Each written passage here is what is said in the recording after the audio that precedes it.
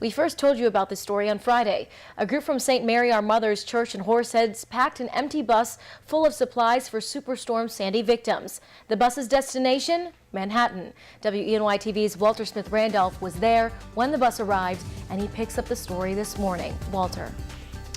Good morning, Laura. New York City and surrounding communities are still reeling from Hurricane Sandy. When this bus arrived in front of the Bowery Mission, volunteers and storm victims couldn't believe their eyes. It brings joy and happiness. That's a feeling many New Yorkers haven't felt since Hurricane Sandy destroyed hundreds of thousands of homes. But the sight of this and this brought a smile to the face of many at the Bowery Mission in New York City. I think it's amazing. It's amazing. You know, I think that's what makes America so good. The homeless shelter in Manhattan is housing 3 times the amount of people it typically houses. We've seen a lot of people that have come to eat at the mission in the last few days that have lost their energy, that have lost their water, and they don't have any food left because everything in the refrigerator went bad. That's why these supplies from the Southern Tier are so important. A group from St. Mary Our Mother Church in Horseheads was headed to Broadway to take in a show as a part of a mother-daughter trip. The luggage compartment of the coach bus was empty since luggage was not needed for the day trip. Dozens of people came out Friday night and filled the bus with essentials.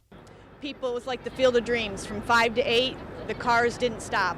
We have so much stuff underneath that we had to put it under the seats on top of the bus and in the storage compartments above. These supplies will be put to good use at the Bowery Mission, which is also serving hundreds of hot meals to needy New Yorkers. Inside, even Food Network star Sandra Lee was serving up hot plates. I think it's wonderful that upstate and downstate are together as a family. And I think that that's a beautiful thing. And that's always been kind of, I think, a dream. I just want to say thank you. You know, this is amazing. When I saw the bus pull up today, you know, I was overwhelmed. You know, we were still not done unloading, so thank you so much. God bless you. Elmira, New York, you're the greatest. And it shows what we can do. Not one at a time, but when we all put our energy together, we can do anything. And Laura, the volunteers tell me that they have so many supplies that they're going to send another bus full down in the coming weeks. That's so great. It brings tears to my eyes. But that last soundbite that you got was really nice, that the director of the Bowery Mission. I just want to ask you, I know Walter spent most of last week in New York City and New Jersey. What were people's reactions? You know, what was the kind of morale there?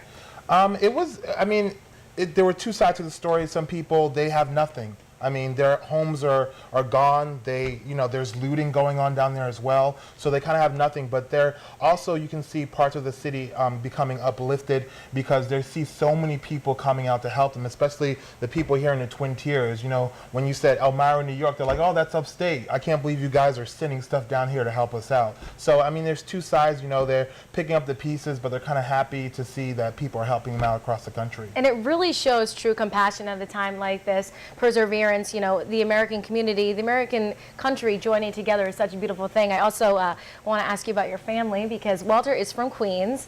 You know, obviously they saw so much devastation there with not only Hurricane Sandy, but those fires that broke out, 111 homes lost. How's your family? My family's doing okay.